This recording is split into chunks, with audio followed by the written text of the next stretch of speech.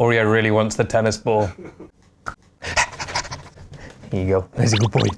He's like, put it down.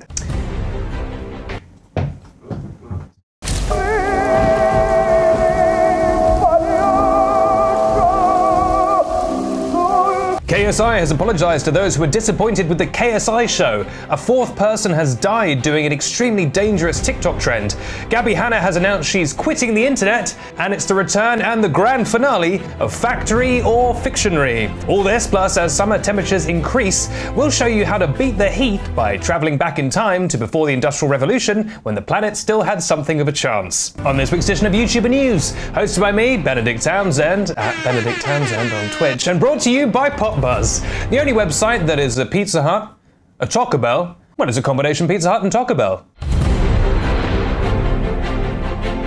Taco Bell. I love to go down to the local Taco Bell and get myself a taco and a quesadilla. Our first story, KSI has apologised to those who were disappointed with his show, The KSI Show.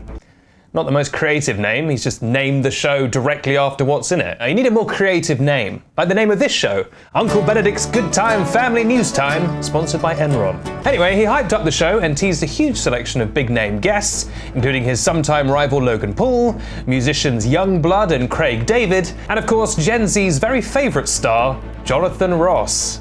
If you're American, you don't need to Google him, it's fine, it's just some guy. And in typical fashion, the internet collectively got themselves far too hyped for this event, and inevitably were left disappointed that the thing didn't live up to their crazy expectations, and they voiced their concerns online, much to the sadness of KSI, who posted a video apologising for the whole thing, which seems a little sad, but then this was a paid event, so there's a bit more at stake. You know, when people have forked over cash for something, they're allowed to be a bit more disappointed, I suppose. In the video, KSI said, quote, that he took an L with the show, and he said, quote, "Yeah, I'm sorry I pissed so many people off. This was depressing.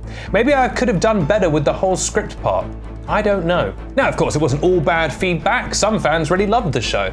But that's just the nature of people's tastes and all. I guess all that we can really conclude is that there's only really one place on the internet where you're guaranteed to have a great viewing experience, and that is, of course, Uncle Benedict's Good Time Family News Time, sponsored by Enron. Too big to fail since 1985. You're right, Oreo, you look depressed.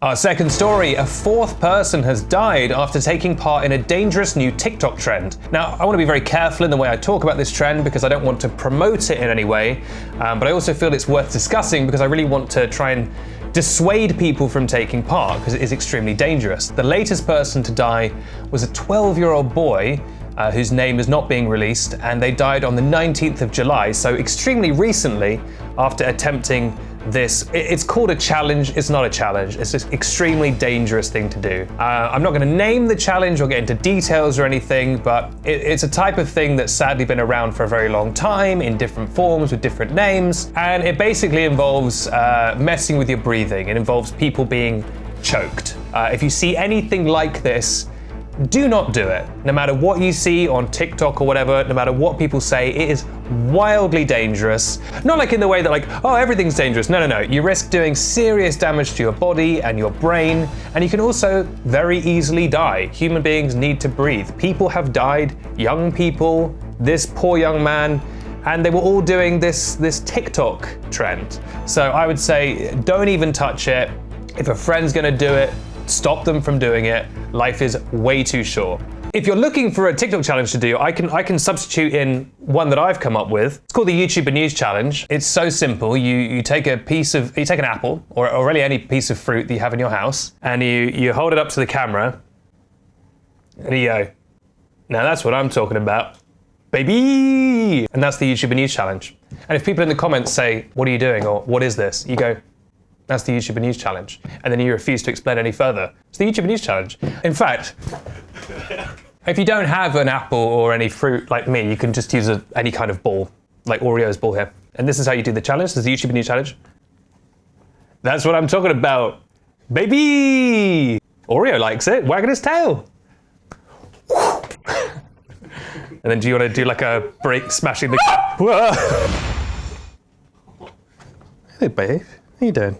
And finally, Gabbie Hanna has been on a bit of a tirade recently, as I've reported on many times on this very show, feuding with just about every YouTuber she can find and piling up controversy after controversy. Well, now the nonsense has come to its inevitable conclusion, and Gabbie has announced that she's going to quit the internet. Okay. All right, whatever you say. She's gonna quit, yeah, okay. Okay. Gabbie made the announcement the usual way, the way anyone would, by posting a massive load of text under a video of her naked in a bathtub singing a song. Honestly, if I had a nickel, wouldn't be able to spend it. Wrong country. Gotta pay attention. The very, very long caption said many things, but in brief, here are the main points. Firstly, the whole thing is teeing up some kind of new series she's making. She also talks a bit about her ADHD and how it affects her, and this is something she's spoken about in the past, and she's often said that her mental health has been behind some of her more, shall we say, surprising decisions and statements. And she ends the whole thing by saying, quote, "I wanted to tell my side and never speak of it again. And I failed at the beginning by engaging online. Surprise! I'm impulsive and defensive. I'm also a human.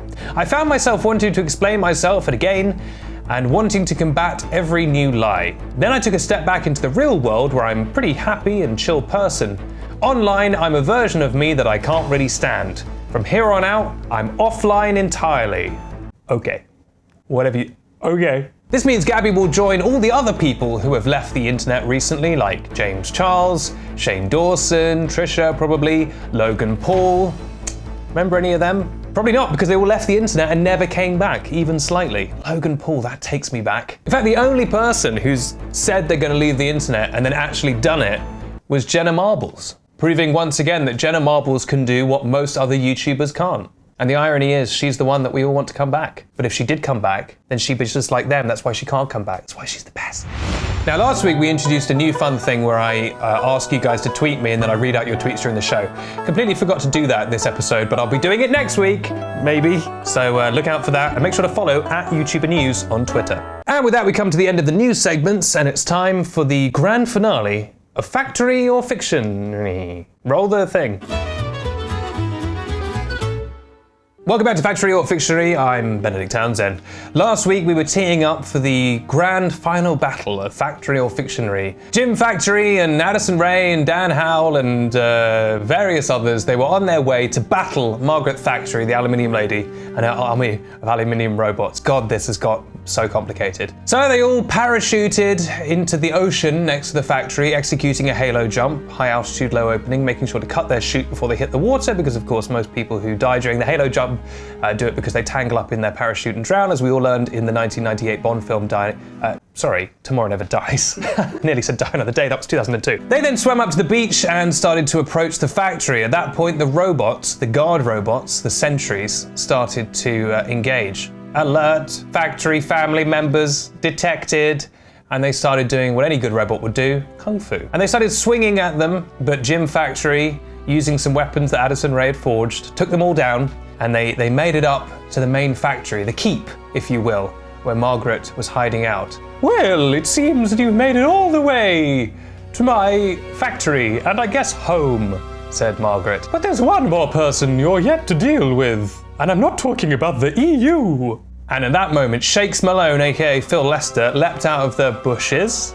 There were some bushes in this factory. "Yeah, see? You forgot about me, see?" "Phil," said Dan. "What are you doing here?" "Dan Howell? But that name is shaking me out of the brainwashing that Margaret Factory did to me off screen previously." "Yeah, see? I'm deciding to become good now. Like Kylo Ren in Rise of Skywalker. We all like that." "No, now I can't win. I guess I have no choice but to finish the mission I had from the beginning, killing Tim Factory." "No, you can't kill me, surely. I am your own flesh and blood." "I am going to do it." And she took out an aluminium gun, loaded it with an extremely lightweight aluminium bullet, and pointed it towards the heart of Tim Factory. Oh, this would be a good time for her to say some kind of Margaret Thatcher-related quip. "Got milk? I'm gonna snatch it." And she fired the bullet directly at Tim Factory, striking him in the heart, killing him instantly. Tim Factory was dead, said Dan Howell, waking up from a terrible nightmare. What an elaborate dream! All of it! Not real! A complete dream of mine! But what an adventure it's been! And in the end, it's not about the conclusion, it's about the journey. This has been Dan Howwatch. It's back, baby! Do do do do do do do do. Wow, what a series, Factory or Fictionary. Thank you for joining me on the ride. It was spectacular. Please, in the comments down below, please leave your favorite moment from Factory or Fictionary. I'm Benedict Townsend, this is Oreo the dog, and this has been YouTuber News, which airs every week on the YouTuber News YouTube channel and also on Snapchat Discover. If you haven't already, please consider subscribing, either by hitting subscribe on YouTube or by swiping up on the last snap of this story. I'll be back next week with YouTuber News and YouTuber News Quick Bites and a new installment of the YouTuber News podcast. Make sure to get on the podcast tip. So much fun being had over there on the podcast. Till then, look after yourselves, have a great week, and keep it down. The dog is sleeping. The dog is literally asleep. Is this show so boring?